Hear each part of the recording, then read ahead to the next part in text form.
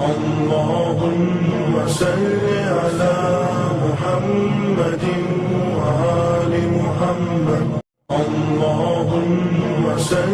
على محمد وآل محمد۔ ابھی پچھلے دنوں کراچی یونیورسٹی میں جناب ادیب الحسن رضوی صاحب نے اعضاء کی پیوند کاری کے اوپر، اعضاء کی ڈونیشن کے اوپر، یہ جو اعضاء بدن ہیں یہ ڈونیٹ کیے جائیں، مرتے وقت وصیت کی جائے کہ اگر میں مر جاؤں تو میری آنکھیں، میرے گردے، میرا جگر، میرا دل، مثلا پھیپھڑے، وہ جو ہے وہ کسی ایسے مریض کو دے دیے جائیں جس کی زندگی اس عضو کے اوپر منحصر ہے۔ اس پر شریعت کیا کہتی ہے؟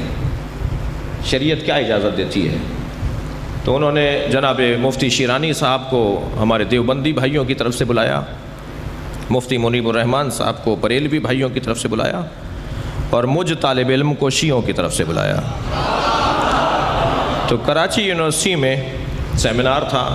اور یونیورسٹی کے اساتذہ بھی بیٹھے ہوئے تھے، طالب علم بیٹھے ہوئے تھے، بہت بڑا سیمینار ہال میں سیمینار ہو رہا تھا، اور طے تھا کہ ہم اپنے اپنے مقالے پیش کریں، اور علماء بھی تھے،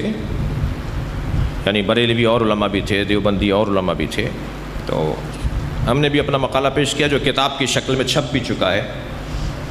یہ وقت نہیں ہے اس پوری مقالے کو پڑھنے کا کہ اس میں ہم نے جو بات کی وہ الحمدللہ وہی بات تھی جو مفتی شیرانی صاحب کی تھی، وہ الحمدللہ وہی بات تھی کہ جو مفتی منیب الرحمان صاحب کی بات تھی، یعنی دیوبندی، بریلوی اور شیعہ اس بات پر متفق ہیں کہ انسان، اچھا میری اپنی بات تو نہیں ہوگی نا، میں اپنے عقیدے، اپنے نظریے کو تو بیان نہیں کر رہا، میں تو کوئی حدیث لایا ہوں گا نا، کوئی آیت لایا ہوں گا، وہ مقالہ پھر آپ پڑھ لیجئے، کتاب چھپی بھی ہے۔ تو الحمدللہ تمام فرق اسلامی میں اس بات کا اتفاق ہے کہ اپنے اعضاء کو اگر دماغ کی موت واقع ہو جائے، اصلی موت دل کی موت نہیں ہے، اصلی موت دماغ کی موت ہے۔ ڈاکٹر حضرات یہاں بیٹھے ہیں تو توجہ کریں گے، اصلی موت دماغ کی موت ہے، دل کی موت نہیں ہے۔ ڈاکٹر صاحب جی، دل ممکن ہے 72 گھنٹے تک دھڑکتا رہے اور دماغ ممکن ہے 72 گھنٹے پہلے مر جائے۔ جب 72 گھنٹے پہلے دماغ مر جائے گا تو یہ موت شرعی طور پر موت واقع ہو گئی۔ اب اس کے اعضاء اس وقت تک کارگر رہ سکتے ہیں کہ جب تک اس کا دل دھڑک رہا ہے۔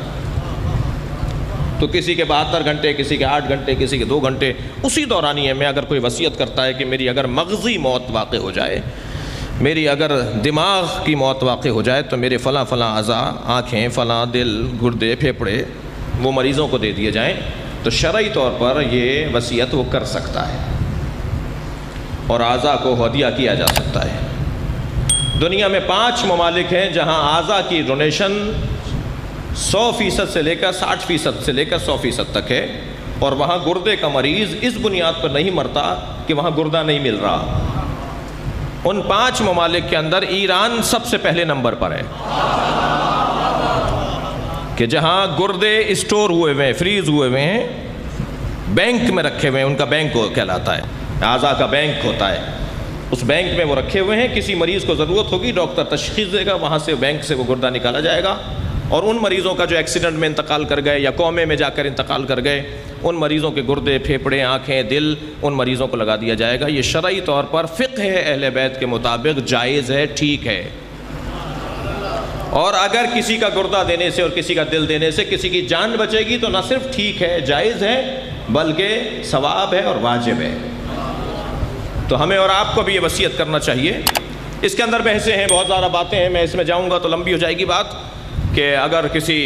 غیر مسلم کو ہمارا گردہ لگ گیا تو کیا ہوگا، کسی غیر مسلم کا گردہ اگر ہمیں لگ گیا تو کیا ہوگا۔ اس الجھن میں پڑنے کی ضرورت نہیں ہے، اس کے شرعی حل ہیں۔ مختصر بات یہ ہے کہ یہ کام ہو سکتا ہے۔